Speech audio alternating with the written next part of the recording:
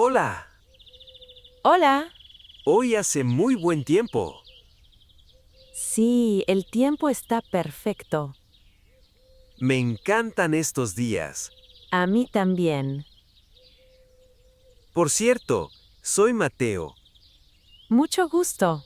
Soy Lucía. Encantado, Lucía. ¿Vives aquí, en Madrid? Sí, nací aquí. ¿Y tú? No, soy de Barcelona. Vivo aquí desde hace poco. De Barcelona. Yo estuve allí una vez. ¿De verdad? ¿Y qué te pareció? Me enamoré de ella. Te entiendo. Barcelona es una ciudad especial. ¿Por qué estás en Madrid? Mi trabajo está aquí. Y Madrid también es bonita. Sí, Madrid es mi ciudad favorita. Ahora entiendo por qué. Bienvenido a Madrid, Mateo. Gracias, Lucía. ¿Y qué haces en el parque?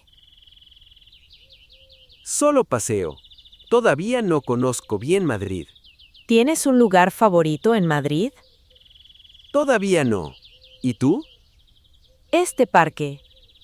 Vengo aquí todos los días. ¿Todos los días? Sí, vivo cerca. ¡Qué suerte! ¿Y tú vives lejos?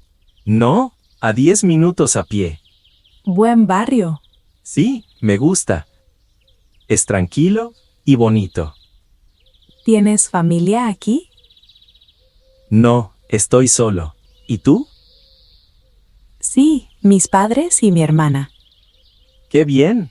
La familia es importante. ¿Piensas en Barcelona? Un poco. Pero Madrid ya me gusta. Madrid es así. Ahora lo entiendo. Ven aquí mañana. Yo también estaré aquí. Con mucho gusto. Hasta mañana, Lucía. Hasta mañana, Mateo.